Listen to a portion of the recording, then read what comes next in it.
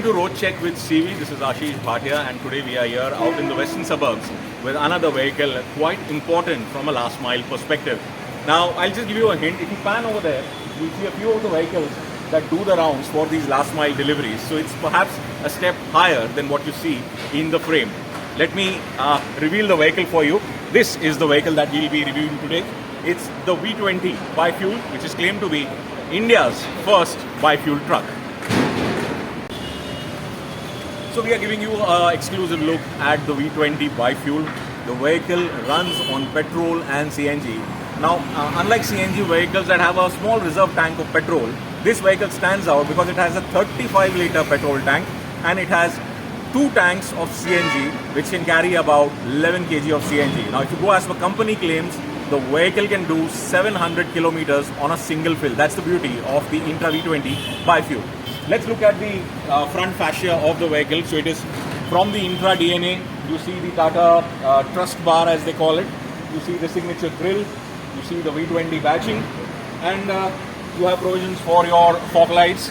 And you have the raised eyebrow turn indicator plus headlamp cluster.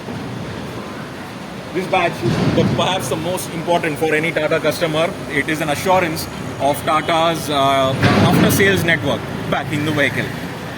Now, let's look at the vehicle from the side. 14-inch MRF radials on the vehicle. And if you, the most important part over here, the CNG tank. Now, special care has been taken to take good quality steel for these CNG tanks to ensure that any issue of leakage or substandard performance is tackled there and then from the company in a factory-fitted vehicle. A 6.5 litre and a 6.5 kg and a 4.5 kg split into 2 CNG tanks. The vehicle claims to give a power of about under 54 HP at about 4000 RPM, and the torque is in the range of about 96 Nm at about 1800 to 1200 RPM. The load tray, most important from a business perspective, from a low TCO perspective. This is a 8.8 feet by 5.5 feet load tray that is rated for a payload of 1000 kgs. Yes, you heard me right. 1000 kgs payload rated for the Bi-fuel V20. This is the filling nozzle for petrol, and the E20 badge here indicates 20% of ethanol blend. The blends are now going to be pushed higher and higher, starting with E20. The government is hoping to increase the ethanol blends and thereby reduce its dependency on fossil fuels. Right next to it, you have the CNG fill, and special care has been taken to ensure that thermal runaway is protected, leakage is protected. If you keep the flap open for the CNG fill, perhaps the vehicle will not start.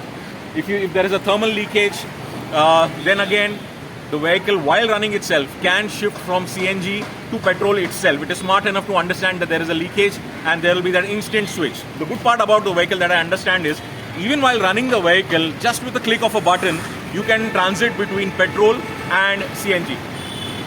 It was in Q3 of FY23 that Tata Motors gave a significant push to its pickup range. It launched the Intra V20 Bi-fuel. It launched the Intra V50, and it also launched the 2-ton Yodha at the same venue with a parallel customer delivery ongoing in different cities. So we, of course, if you look at the videos, we did a test drive on the Hyderabad test track that was arranged for us and came back quite impressed with the Yodha 2-ton and the Intra. But staying on Intra, the V20 carries the legacy of the Intra range, and there are certain commonalities between the V10 and the V30. So we were out here talking to certain transporters. They said that V30 seems to be pretty much a popular choice, but the commonalities between V10, V30 and the V20 has left them impressed. We got some suggestions that perhaps the company might take note of. They said that the diesel plus CNG could be an option that the company must look at. But of course, this is available now in petrol and CNG, giving the operators slightly more flexibility in terms of having a reserve petrol tank. And if they get access to a filling station, then of course you look at the economics, the TCO, and settle down with CNG.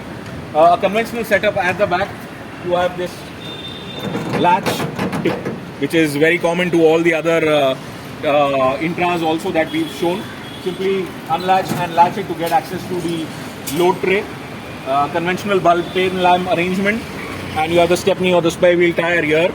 It has about a 28% approach angle, rather gradability on CNG, and 30% gradability on petrol. To come at the side, here's the other CNG tank.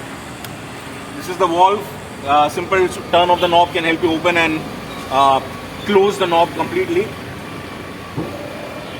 A special mention of how significant grade steel and quality has been the focus for building CNG tanks that do not end up causing thermal runaway, that do not end up causing leakage. This is the air filter that is serviced at regular intervals, quite essential for the clean air to go in. And then of course drivers have access from here to clean the filter if they feel that the performance is taking a hit. The side profile of the Intra V20, you have a simple but very effective turn indicator over here. Good quality grab handles that give you easy access without really hurting your fingers. If you look at the door trims, there is a theme of black and white going on over here. Good quality plastic use. Bottle holder quite essential in these hot summers.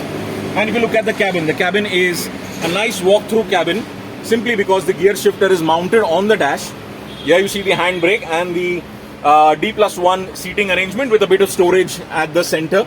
If you look at the buttons over here closely, there is a CNG dedicated switch over here, which while plying the vehicle on the road, if you decide you want to switch between CNG and petrol, all it takes is just a click. That's how simple it is to switch between CNG and petrol. You have of course the ergonomically placed brake pedals, the accelerator over there and the clutch. Steering is electronically power assisted, which reduces the fatigue out of the drive. You have grab handles for an easy ingress and egress.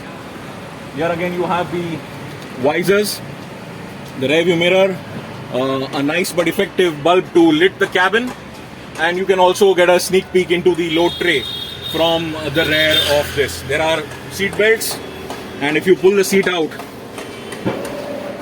with a simple, you can just flap the seat over here. You have the jack and other essentials, the manual and other things that can be kept over here. It's a CNG vehicle, so fire extinguisher quite important over here, also provided on board. And additional mounts for, if you can see these additional mounts on top, that they allow certain customization and installations as per the need of driver. Now that we've given you a brief look of the vehicle, we will take you on a short ride and try to help you relate to the on-road performance, the drivability of the V20 Bi-fuel.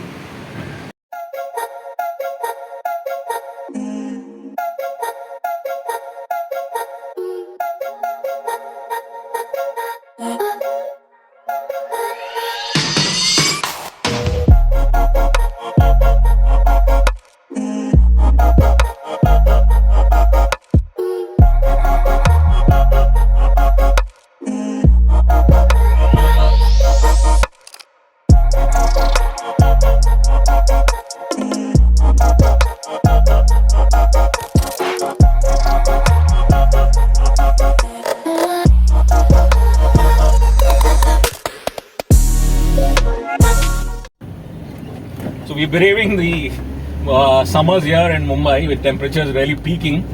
The fact that the cabin here doesn't have an aircon has made matters a little worse. But thanks to good ventilation, this whole angle, which is quite an aerodynamic design, it allows for good road view, as well as it allows for good ventilation when you roll down your windows. The fact that this vehicle is now not laden, obviously the suspensions are a little bouncy, so you will be in the video itself perhaps able to guess the kind of jumps that we are getting on those small speed bumps. But otherwise, on high speeds and on the city highways, the stability is quite commendable. There is a good road presence, and not much difference from a passenger vehicle like feel, specifically if you compare it to the entry and the mid-level segment. If you look at the onboard gadgetry, there is a simple digital console which is as easy as it gets. You have the view of the speed, you have a trip A, trip B, and the odo. This vehicle in particular has done about 380 odd kilometers, and it gives you a good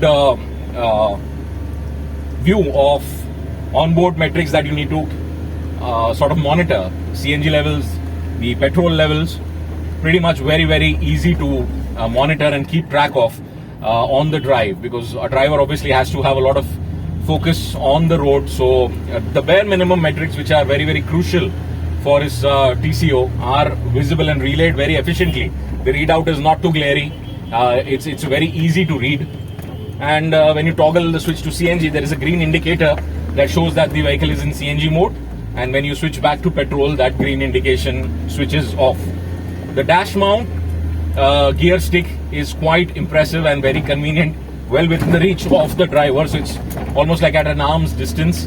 5-speed manual synchro mesh gear, +1, D+2 seating arrangement, as you can see, for 2 people, quite comfortable.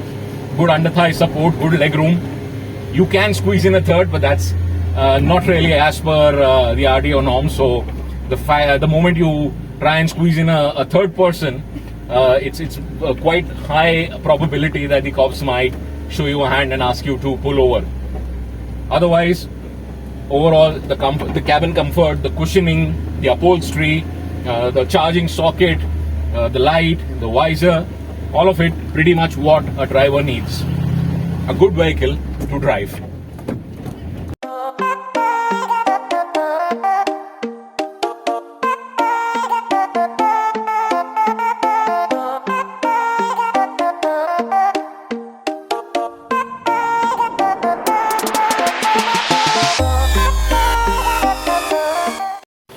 So we've spent quite an amount of time with the Bi-fuel V20, that's the Intra, and the first impressions or the drive impressions put together are quite positive. Apart from the whole new debate of the operators preferring a combination of diesel and CNG, or maybe some faction divided for CNG versus against CNG, this vehicle does its job. Tata Motors had set itself an internal target of attaining net zero emissions by 2045, and this vehicle is a step in that direction. Bi-fuel vehicles like these, which run on petrol and CNG, make a case for pickup SCVs like the markets of Brazil and China. And I think with the V20, Tata Motors is ready to take off towards its long-term objective.